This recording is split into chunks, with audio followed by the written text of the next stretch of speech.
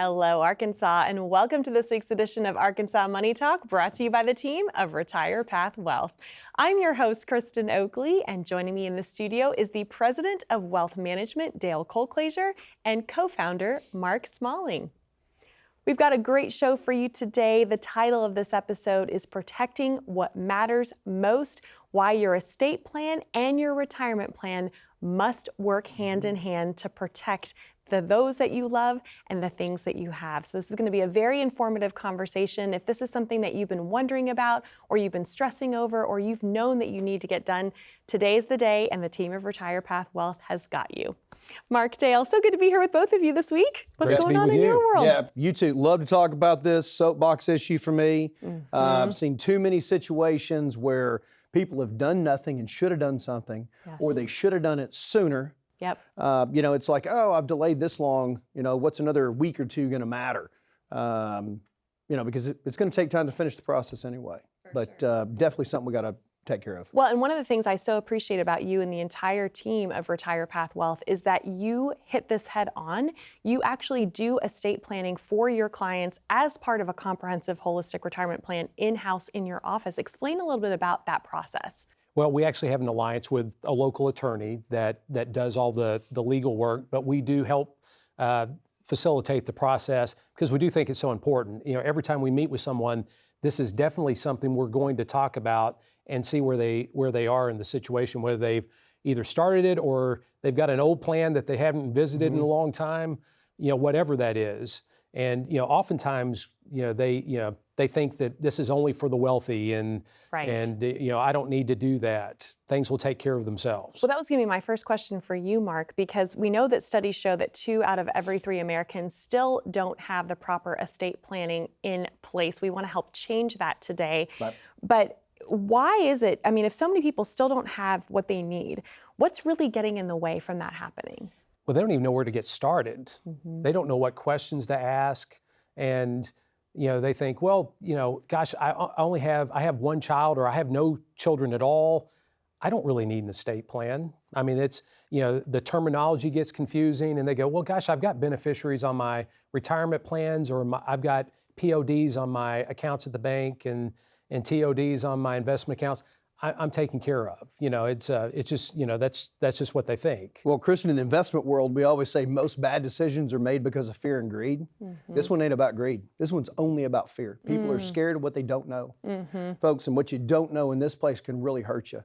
Well, actually, it's not, because you won't be here. It's going to affect the ones that are left that have to deal with these types of things. So if you own real property, please pay attention to the rest of what we're talking about today. For sure. Well, you mentioned that a huge misconception is that people think, oh, well, I'm not wealthy, I don't need to have an estate plan. That is not true. If you love someone and you have something, you need to have an estate plan. But here's the deal. A lot of stories that we are familiar with are from famous folks who did not have their estate plans in order. So we're actually going to walk you through 4 case studies now. All famous individuals, all happen to be part of the music industry.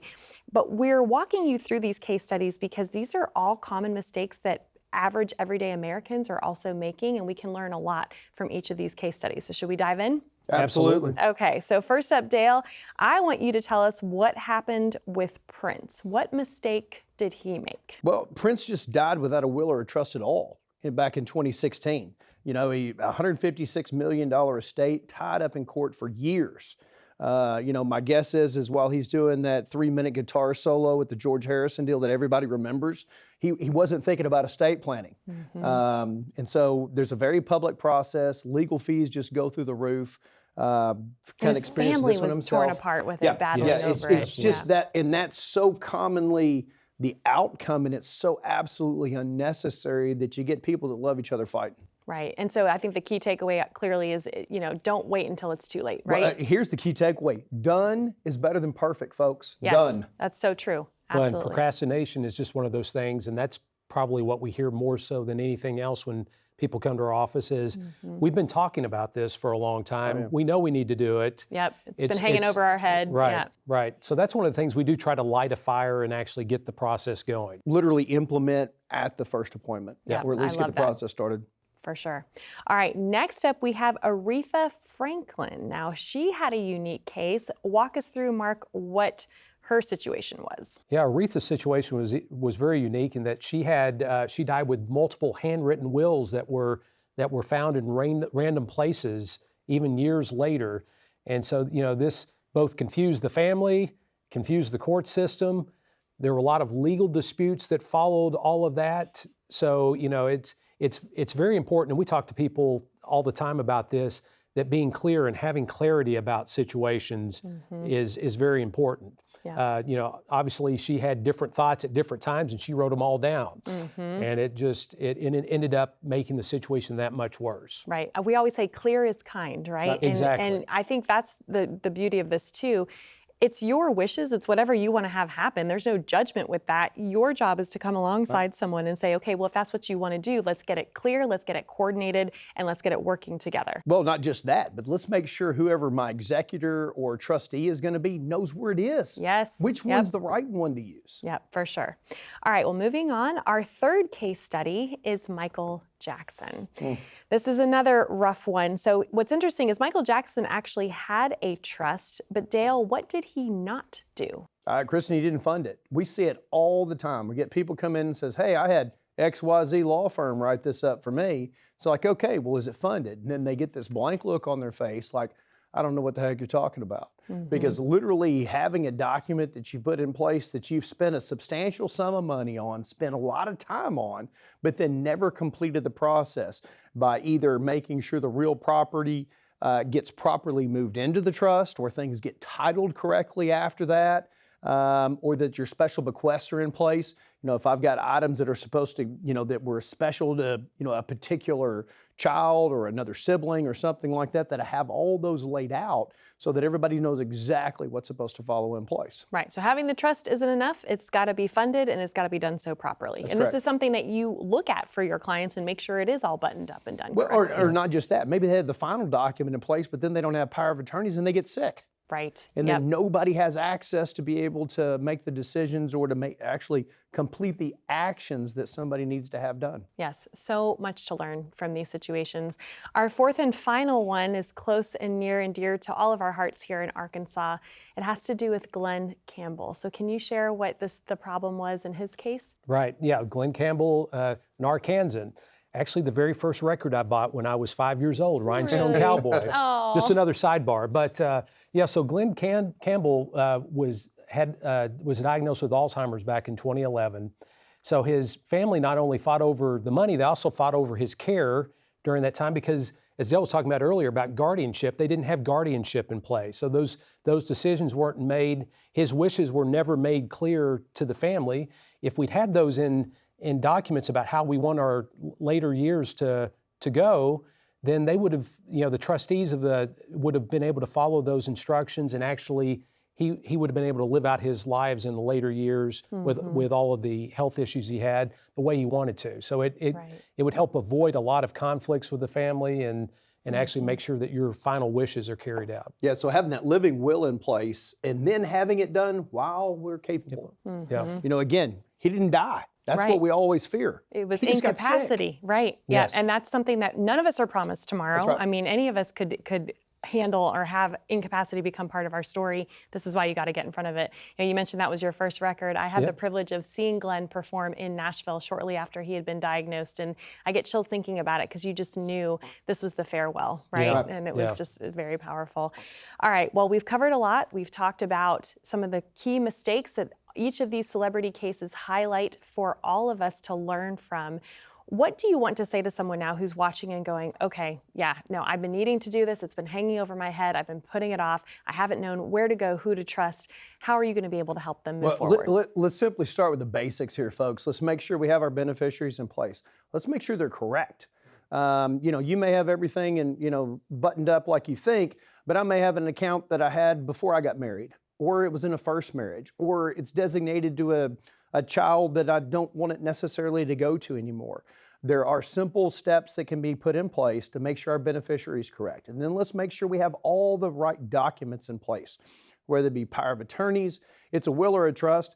Tell people on a daily basis, folks, I don't care how you decide to plan, just decide how to plan. We will help you walk through the steps to get in front of the attorney, to get the pre-work done, I promise you it is way easier than you think it is. The process that we've put in place can be summed up within 3 to 4 weeks from the start to finish, and it's for a very value price. Wonderful. I'm excited for more folks to be able to get this done as a result of today's important conversation. Agreed. So Dale, Mark, thank you so much. We encourage you, if this is you, reach out today. You don't have to go it alone. We know that a lot of this might feel overwhelming and new to you. It's not new to Dale and Mark and the team of Retire Path Wealth, and they would love to be able to help and serve you, but you have to reach out. And that number to call to schedule your time to come in and have your complimentary written income plan, and as part of that discussion, of course, estate planning goes hand in hand, is there for you on the bottom of your screen. You can call 866-724-3893. Or if you'd rather connect online, simply grab your smartphone, just scan that QR code in the bottom right-hand corner of your screen, and that will get you connected as well. Don't go anywhere. When we come back, Dale and Mark are going to walk you through the core fundamentals of estate administration, sharing with you how this process works, what's involved with probate, and what you need to know to protect yourself and your loved ones. Stay with us.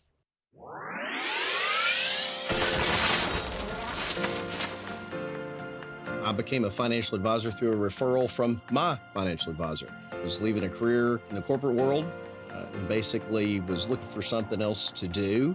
And he said, "Hey, don't you have a finance degree that maybe you can put to good use?" I went to college, was supposed to be a dentist, and physics and organic chemistry changed that path. I think it was the realization of having worked somewhere long enough to know that I didn't want to have to work for someone else, that I was looking for a more entrepreneurial career path. And the opportunity for financial planning offered that, to where I could basically have my own practice at that time. Started one of the biggest financial planning firms out there. There was a lot of positives learned from there, but also learned a lot of things that didn't really line up with my sense of belief, and knew that there were others out there that probably felt exactly the same way. So even though I learned a lot about the industry, I also began to learn that a lot of financial advisors are taught the industry by the vendors and wholesalers themselves, and came to the understanding that a lot of what we consider to be general consensus advice is really based on those techniques that are benefiting those that are teaching, not necessarily those that are investing in those products.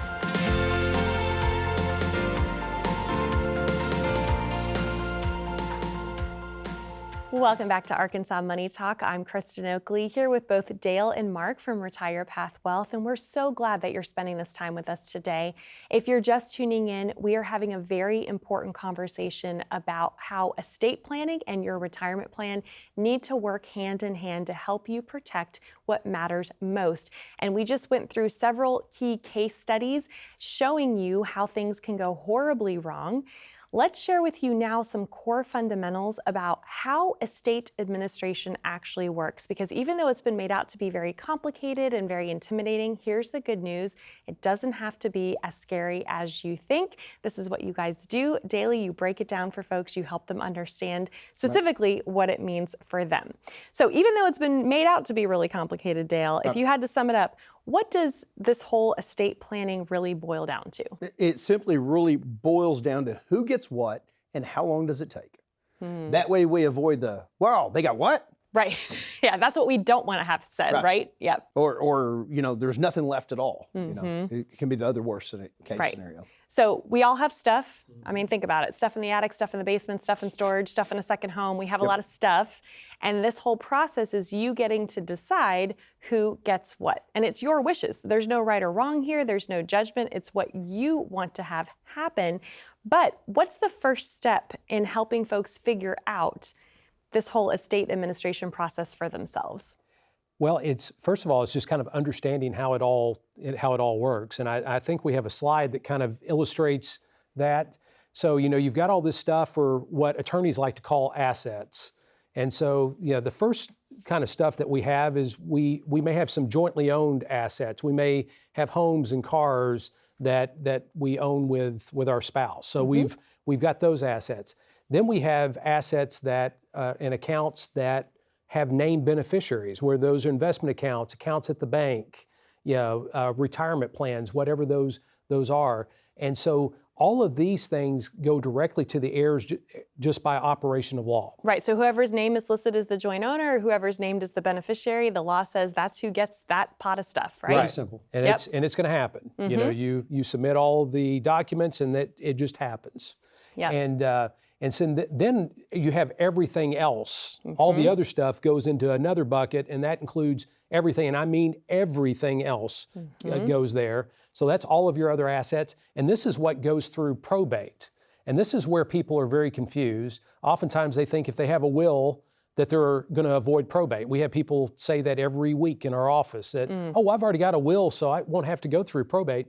No, a will means it's going to be probated. And so there's legal fees attached with that. There's time delays, that can be 6 months, 12 months. We've seen a lot longer. We've seen years. So there's, and it's just the complication of all of that. So when you oh, go ahead. No, Sorry. no, Yeah. when you don't have it laid out cleanly, it's Right. Yes. Yeah, and I was going to add to that. So not only is it very expensive to go through probate, not only can there be significant time delays and it can get long and drawn out. That third item there on that bottom of the screen, it's a public. matter of public Public record, inspection, yeah, which means that any Joe Blow can go down to the courthouse, your nosy neighbor, your least favorite brother-in-law, whoever, pull it up, see what you had, how much you had, and who gets what. So a lot of people want to avoid this probate process. So how do they go about doing that? How do you help folks avoid that? Well, we help them make an understanding of what they want their outcome to be. Again, I seldom sit down with a parent that says, gosh, I want my kids to go through a bunch of hassle just because I die. Never does that get said. You may get some that go, I really don't care what the outcome is. But the reality is they care about their own stuff. And so if you're one of those that is determined how you want your outcome to be, the reality of, first of all, is just simply knowing how the process works. I think we just laid it out here pretty clean. Probate's going to take a while. It's perfectly effective, okay? It's just going to take a while and there's going to be an expense to it. Don't know what that expense is, but it's probably more than you think it's going to be. It's one of those things, it's a reality. It's a lot like long-term care. People that have recently been through the process with their own parents are the first ones to go, it doesn't matter what it costs, I just got to get it in place. So if you're one of those that hasn't done that, or you have, and you're just teetering out there looking for that first step to push you over the edge, I need a round to it. I've got some of those in my office too. We can just hand it to you so we can get this process going. But the reality is, get some type of plan in place.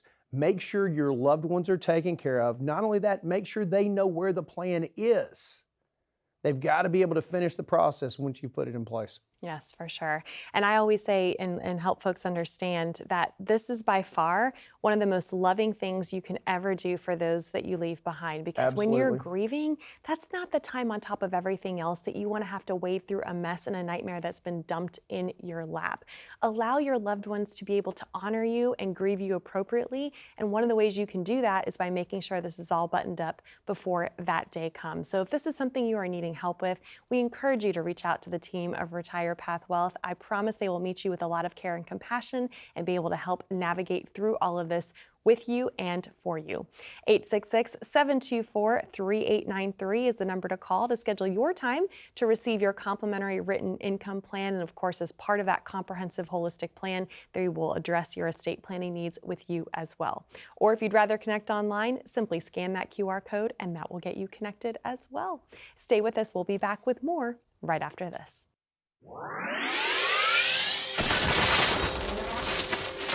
We got to know where we're headed to. So I always call it a target that we're shooting for. The critical pieces of that is, at what age do you want to start looking at retirement becoming a reality? And then simply, what do we need for income to continue to live the standard of living that we're either accustomed to or that we want to have at that point? It looks like having a written income plan in place so that you know over the next 20 to 30 to 35, however long that time frame is that you have a sense of security of knowing that you're not going to run out of money. The idea is I like to be as tax efficient as possible, but we're going to be very proactive and futuristic, proactive tax planning. And then once we put that written income plan in place and they can look down to the end and there's still positive numbers left, at the end of that calculation, that's the most rewarding part of it, because you're going to retire once.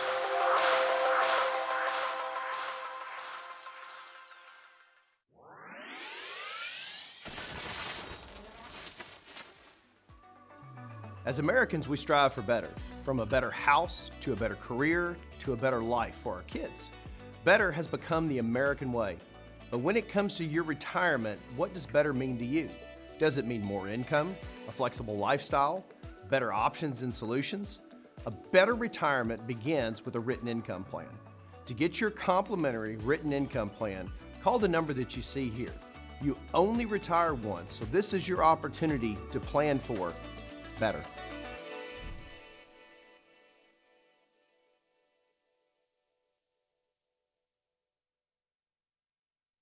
Welcome back to Arkansas Money Talk, where today we've been having a very important conversation all about estate planning and how it needs to fit together and be part of your comprehensive holistic retirement plan.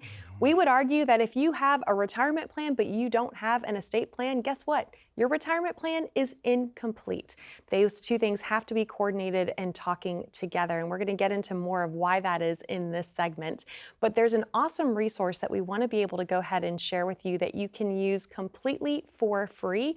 We call it our Legacy Planning Quiz. And if you have been wondering what things might be, undone currently in your current plan, where the gaps are, this will give you a really helpful insight into what needs attention in your estate plan. So we encourage you to visit retirepathlegacy.com, or you can access it by scanning that QR code. It's a quick online interactive assessment, but I know that you have had folks use this tool and then they've come to you and said, wow, I didn't realize I had some glaring gaps that needed attention, correct? Oh, right. Yeah. Because, Kristen, not only is this about making sure we have plans in place, if we're going to a married filing jointly situation when we both pass away, but it's literally what happens at the death of the first spouse as well, that we have a written income plan in place for we know how to handle things. Because the first thing that's going to happen the year after my spouse passes away is I go back to being a single taxpayer again. We talk so much about tax efficiency here because it's the one thing we think we have a lot of control over, because we don't have control over the markets. We don't have control over when we're going to pass away. We don't have control over when we're going to become incapacitated. But if I have a plan in place and my spouse now knows, gosh, there's actions you need to take to be able to take advantage of that larger tax code situation than we're going to have for the next year after that, then it's time to make sure some actions are in place. Obviously, there's a time to grieve. I just had this happen very, very recently.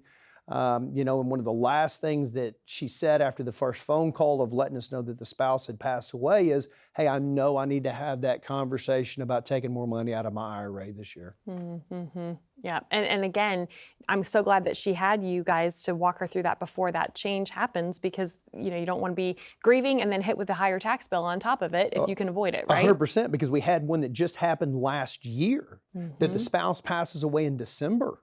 Okay. Yep. Tax years don't care what day that this occurs.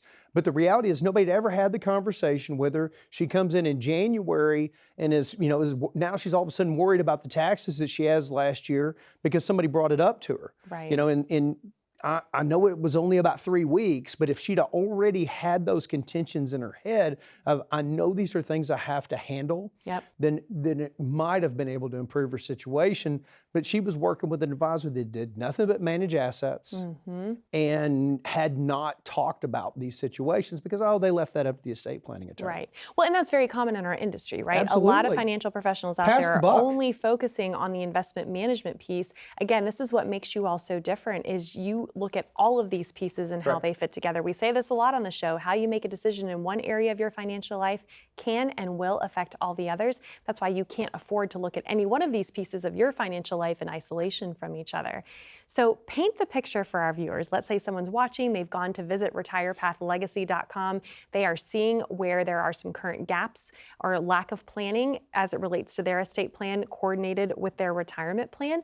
So when you sit down to talk with someone and they come in and meet with you all, and you're talking through their retirement goals, how does their estate plan get factored in as part of the larger picture? Well, we think it's integral to what they do. It's going to decide so many things about how things are allocated and invested and how beneficiaries are set up. So your legal documents have everything to do that. And oftentimes people are surprised that we're asking all these questions about this, because it is important to look at things as a complete plan. It all works together. And if it doesn't work together, and if we haven't talked, as Dale was mentioning, if you're not talking about contingencies, about what happens if this happens, and you don't have a plan in place and you're not being proactive, then things are just going to happen to you. We don't want things to just happen to you. We want things to be planned for and accounted for, and we know what we're going to do when these situations arise, because they will arise. Yeah, there's a few instances that just came to mind as Mark said that, where people will almost even get irritated. Yes. It's like, why are you taking so much time in the beginning? Just get to the point. Well, the reality is we don't know what the point is yet until we know what someone's trying to accomplish. Are they charitably minded? Because Kristen, here's the beauty. I can leave an entire IRA account of $10 million to my favorite charity, and I've done all the tax planning I need to do. I mean, because they're not going to pay any taxes on that. And so dependent on how I want things to be structured moving forward, not just for today, but what happens after that, it all depends on what assets I actually leave to someone. I see it all the time where people come in and says, oh, I've just cut everybody up in thirds on every single account. It's going to work itself out. Well, maybe that's not the smartest thing to do, especially if we do have charitable aspirations or I'm trying to protect money for other particular purposes. But we want everybody to understand, we know this takes a process, and sometimes that process takes a little bit more time. Because here's the first thing I'll tell you. You walk in somewhere and all you do is throw it out your first concern and somebody's already got an answer. Folks, I will wager it is not the most effective answer for you. Yeah, for sure. Well, and so much goes into this. And even if someone has a plan in place, when's the last time it was updated, Yes, right? exactly. I know you see that a lot. Folks have wills or they've done beneficiary designations, but life has changed and they need to be updated and they never have Right. been. They were- Divorce, death, remarriage. Or they were written when their kids were little, Yes. and their kids are adults now. So Right, it's all changed, and they have trustees listed on the account that are either no longer alive or have gotten up there in years, and there are things that need to be addressed. Yeah, for sure. Well, what do you want to leave our viewers with as we wrap up today's important conversation? The main thing I always want to say here is let's think of an estate plan as insurance. The reality is I know I need to have things in place for that day at some point in the future when I can't control the outcome, okay? But folks, the time to get that completed is today, just like everything else. I've got to be capable, I've got to be in capacity. Done is better than perfect, because we can always make changes to things as we move forward if our goals and our desires change. Wonderful. Dale, Mark, thank you so much. If you want to get it done, 866-724-3893 is the number to call today. We love you, Arkansas. Thanks so much for watching, and we'll see you next time here on Arkansas Money Talk.